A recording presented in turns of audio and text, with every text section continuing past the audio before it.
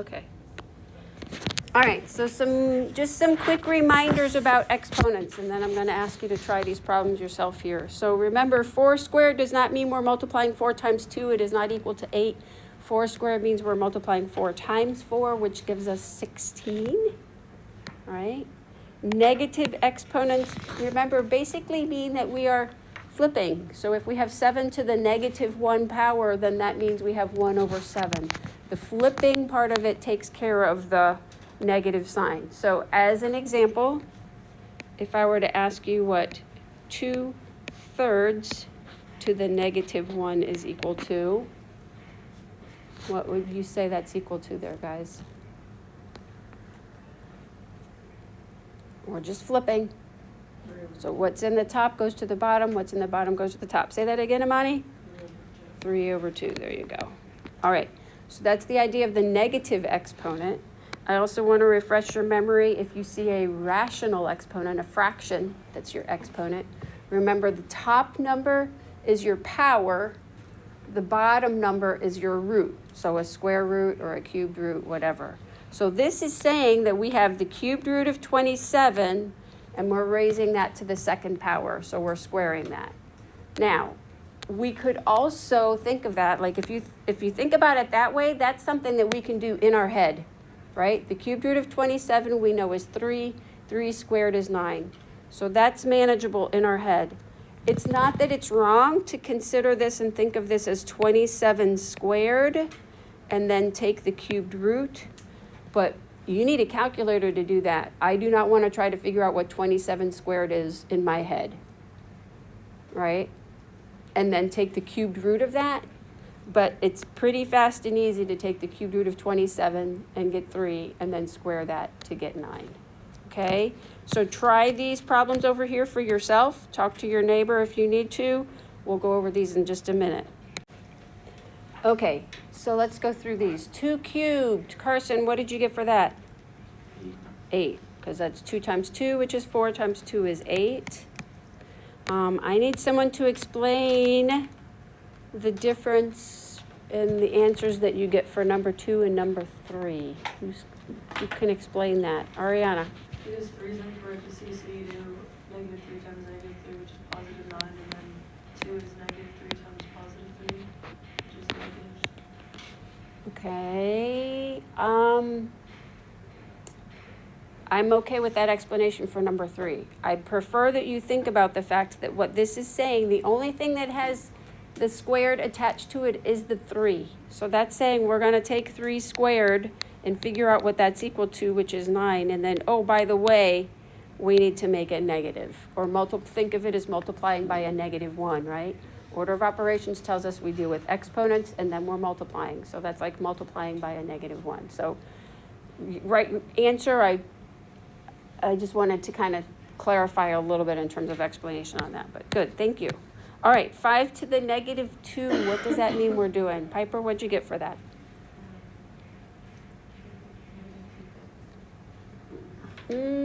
Okay, what does the negative mean we're going to do? Okay, go back up here. What does the negative mean is happening? If we have 7 to the negative 1, what did we do with the value that was raised to the negative power? We did, but we did something else. Switching it to positive because we did something. Where did the 7 move from to where? So it's in the numerator here, but where is the 7 in this final answer? It got flipped. There you go. So the negative exponent tells us to flip. So that means if we have 5 to the negative 2, that means we want to flip this and say 1 over 5 squared. So then what does that give us, Piper? There you go, 1 over 25. Good, excellent. Okay, kind of similar. We're dealing with some same kinds of numbers. So I did that on purpose to try to get you to think about some kind of the similarities and differences. What does this mean we're doing, Taylor? Whoops, I'm sorry, number 5. Number 5? Yep. 2 is the root. Okay, so square root of 25, which is? 5. There you go. Okay, I'll come back to you for number 8 too, because I liked what you were saying. Okay, what about this one, number 6? Alex? I got 1 over 5. 1 over 5. How did you get that? That's right. Because it's a negative 1 over 2 as the exponent, so you gotta swap that. Okay, so flip this. So now it becomes 1 over 25 to the 1/2, which means square root, and then we're square rooting that 25, which is 5. Sounds good. What about number 7, Aiden? 3. 3. How'd you get that? Because I did the square root of 3. Square. 9. There you go. Square root of 9. There you go. Awesome. Is 3. Okay, Taylor started to do a really good job of explaining this, so I want her to explain that again. Keep going. Put 3, 4, make radical, right? Okay, so cubed root of 8, And then the exponent is 2. and then the exponent does 2. And so the cubed root of 8 is 2. 2. So we've got 2 squared, which is equal to 4. Awesome. All right, last one. Who's got this one? Mary? Can you help me with this one? Yeah, so you're gonna put it into the square root. Okay, sure. So square root of 16 raised to the 3rd, but then technically it's still a negative. We haven't done anything with that yet. So you have to simplify it to 4, and then Okay. So 4 to the negative 3, so then what? you go 4 over 2. Ooh, careful. I think what you're trying to say is different than what you're actually coming out. The negative tells us what we're flipping the whole thing, right? So we get 1 over 4 cubed. And then 4 cubed is 64. You may or may not be comfortable and familiar with those like perfect cubes. You're probably pretty good with your perfect squares at this point, but your perfect cubes you may not be familiar with. So if you feel like you want or need to make a list like off to the side here of 2 cubed equals 8, 3 cubed equals 27, it might be helpful to write some of those down kind of in the side, just to kind of have that to reference. All right, questions on any of those? For me personally, what Mary did is totally fine. For me personally, I like to deal with that negative exponent right away because I'm scared I'm going to forget about it or lose track of it. I lose track of my negative signs very easily. So for me personally, I always deal with the negative exponent first. So for me, I would have flipped this first, and then done what she did where I was taking the square root of 16 and raising it to the 3rd power. You're going to get the same answer, right? But just kind of a little bit different process. Like I said, for me, I prefer to think about those negative exponents and deal with that first thing. All right, we're going to look at graphing today. So we're going to graph just kind of some basic exponential functions.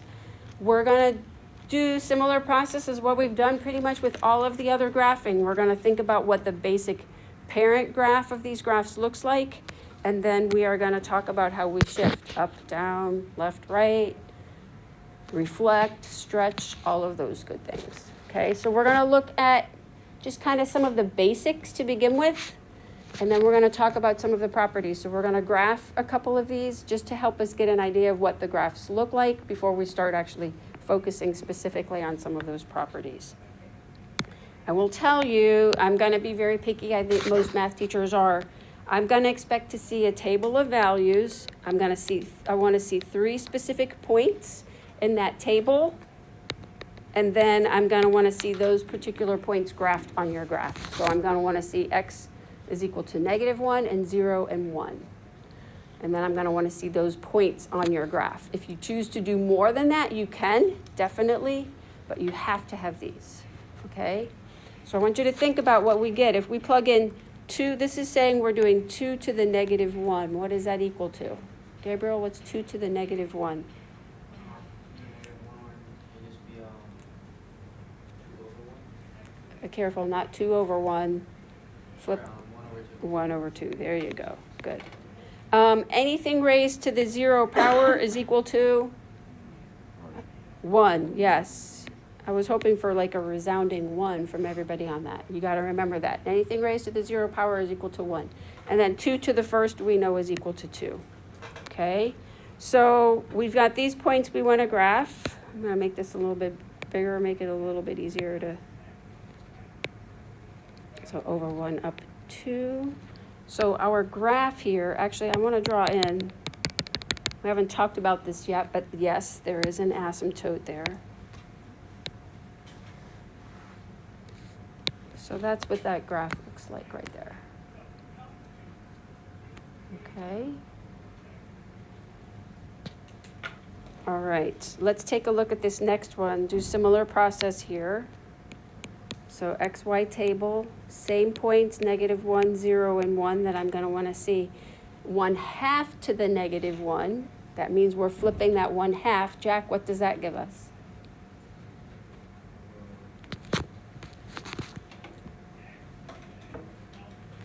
We have 1/2 raised to the -1. We've got to flip. It's just 2. Yeah, there you go. And 1/2 raised to the 0 power is equal to 1. A little bit better resounding 1 there from you guys. And 1/2 raised to the first power is just 1/2. So if we graph those points,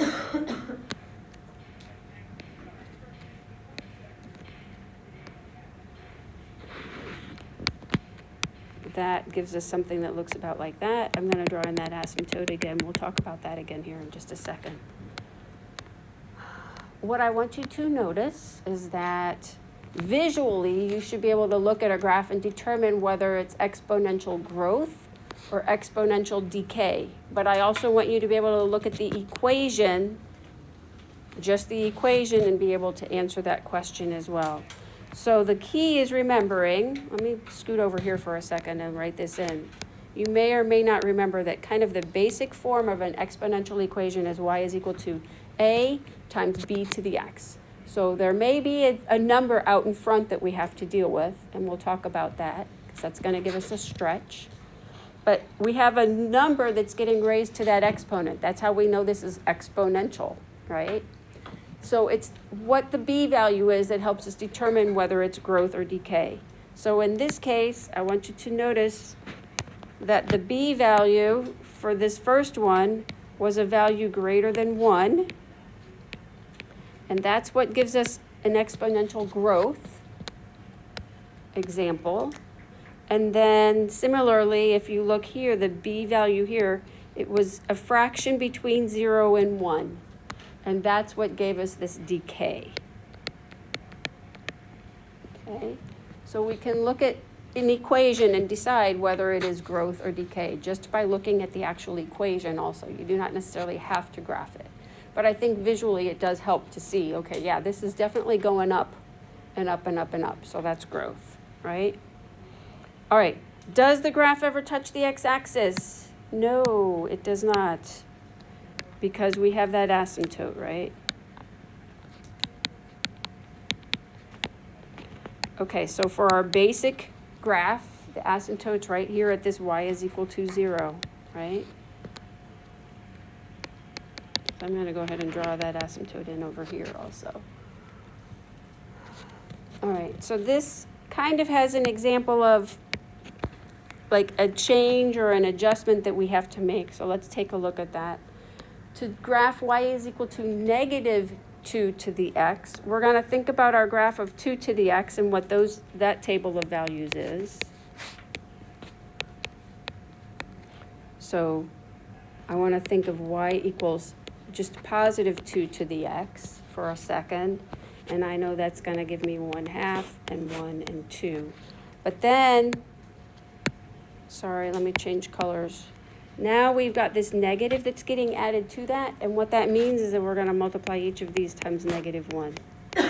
So each of those y values gets multiplied by -1.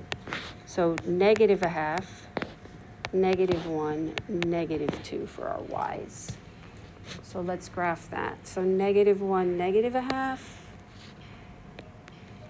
0, -1, and +1 and -2.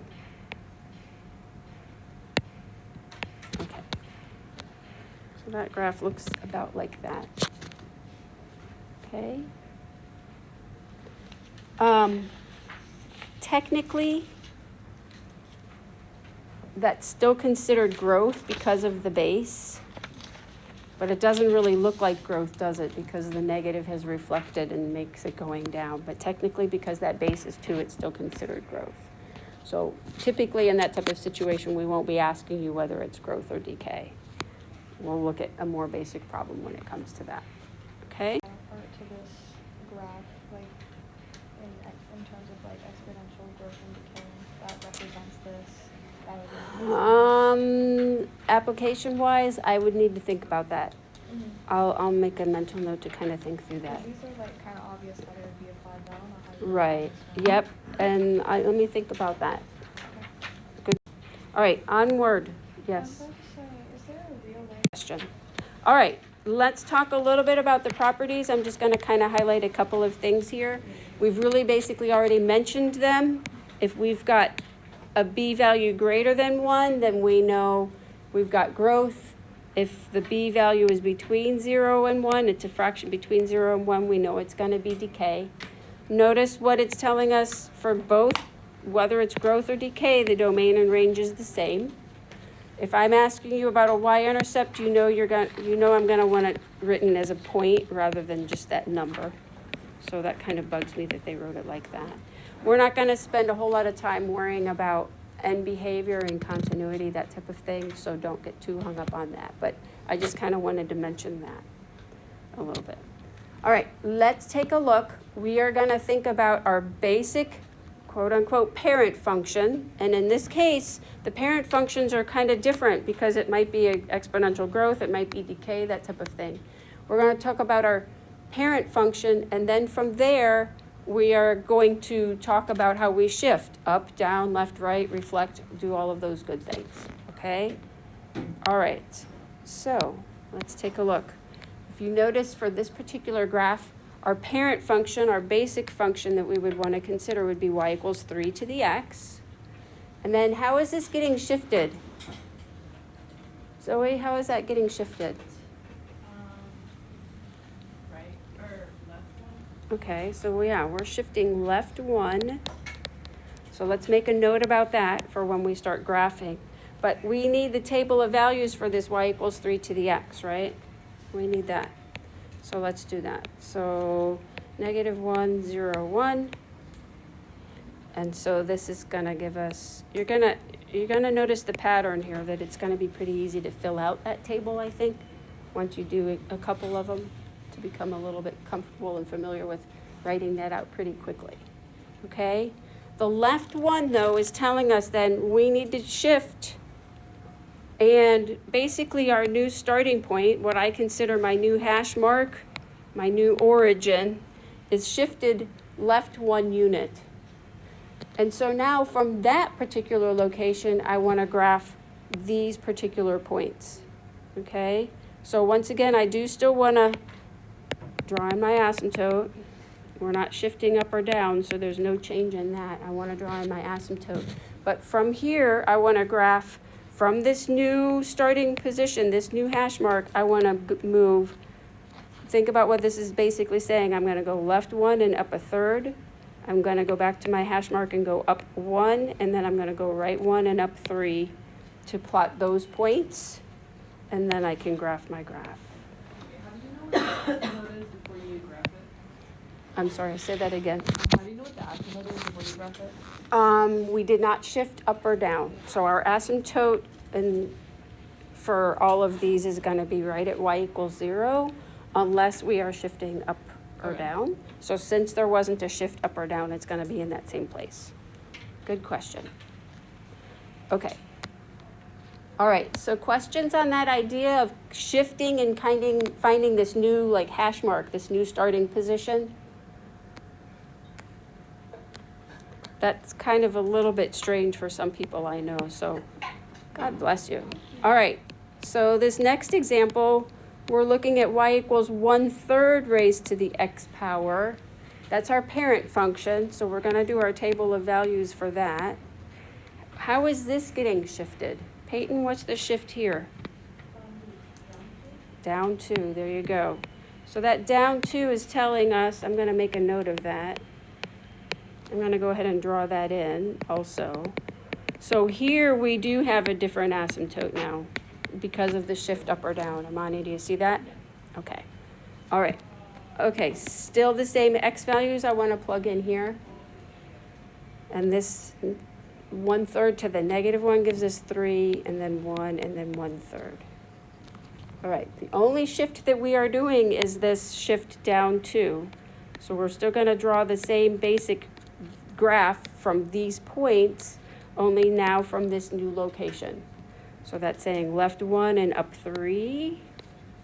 And then from that hash mark again, that new hash mark, just up 1 and then right 1 and just barely up to draw in that curve. Okay. All right, before we get to that last question here, I've got one other thing I want to remember to kind of ask you to think about.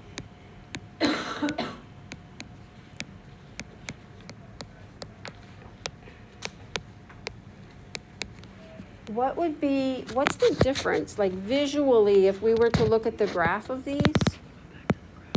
Yeah, just a sec. If we were to look at the graphs of these, how does it change? What looks different on these particular graphs? From 2 to the x to 3 to the x to 4 to the x to 5 to the x. What would be different in terms of the look of that graph? What do you think? Okay, more compressed. I'm okay with that kind of explanation. I'm hoping for a little bit more. Think about some values that you would plug in.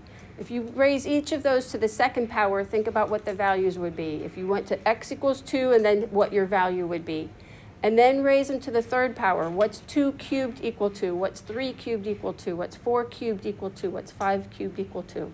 Because we're moving 3 points to the right and then we got to go up however much that is. So what's happening to these values?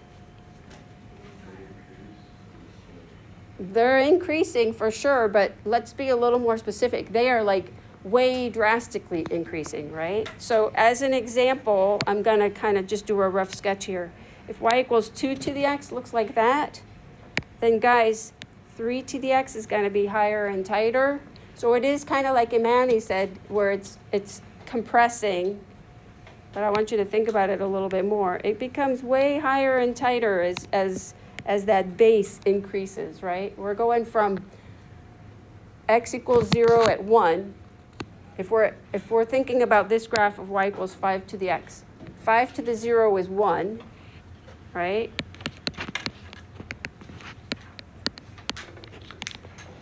So at 0, we're at 1. At 5 to the first power, we're at 5. 5 squared, we're at 25. 5 cubed, we're already up to 125. So we're going over 3 units and up 125. So that's going way high, way fast. So guys, that's the idea of exponential, is that it doesn't just kind of increase like a line. This is like going way crazy high, right? Okay. Sorry, thank you for waiting. There's that graph. What did you need to see from that, sweetie?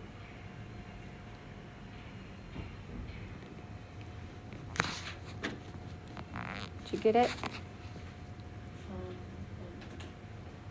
Did you graph the -1 and 3? Yep. So from my new hash mark here, I'm going left 1, up 3. And then from that same hash mark, I'm just going up 1 and then over 1 and just barely up. All right, try this next one yourselves. Let's talk about what's happening, what shifts are going on. Faith, what shifts are going on there? The asymptote is going down now. Okay, so asymptotes at -1, I like that. And the origin is going to be shifted left 2. Okay, so left 2 and down 1. So your new hash mark or your new origin is there. Go ahead and graph that. If you want to write the table again, you can, but the beauty of writing out these tables is that then you can go back and refer to them again if you need to. This is a base of 3, and we have that table written out right there. So take advantage of that table. Please, I'm going to expect that you get memorized that value of E, which is 2.71828. So that's the value of E. You don't have to memorize any farther than that, but you should know that E is approximately 2.71828. So that's what I would suggest that you kind of commit to the memory banks there. Okay? Now in terms of graphing this on a graph, I want you to think about what that's going to look like if we're graphing this y is equal to e to the x. So if we do a table of values, and we have our -1 and 0 and 1, e to the -1, that means we have 1 over e. Now, the question is, how in the world, especially without a calculator, are we supposed to graph that? So for our purposes, I want you to think about the fact that we know e is somewhat close to 3, so I want you to think about this value when you are graphing, that it's approximately 1/3, okay? This is still saying e to the 0, which we know is just equal to 1, and then e to the first power, which is e. So you can put on there, if you want to, e, or you can put this 2.71828, okay? So in other words, if we are graphing just that basic function, no shift, so we're right at y equals 0. And we want to graph these points, so we're at -1 and 1/3. We're at 0, 1, and then make a point of this point should not be right at the hash mark. It should be a little bit below that, okay?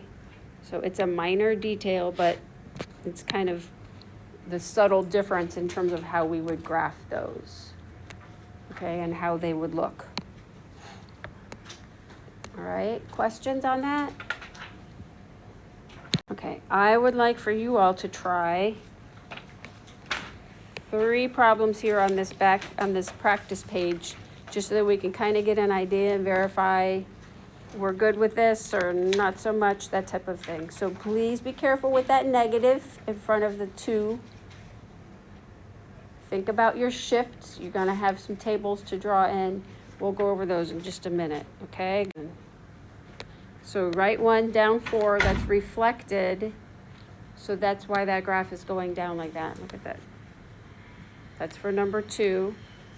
For number 3, that's definitely decay. We're left 2 up 1. So please practice. If you're practicing labeling those asymptotes, then you're going to remember when it's important to do that. So that's why you practice that, right? So left 2 up 1, and that's reflected. And then here's that e to the x. We're going left 2 and up 4, and then about like that. On the worksheet for homework, if you notice, you're going to use the same table of values for numbers 1 and 2, so you only have to do that once. Same thing for 3 and 4, you're using the same table. For 5 and 6, they're a little bit more involved, so just read the problems carefully, think through. I'm going to be floating around kind of checking in on you guys, so just let me know if you've got questions, okay? All right.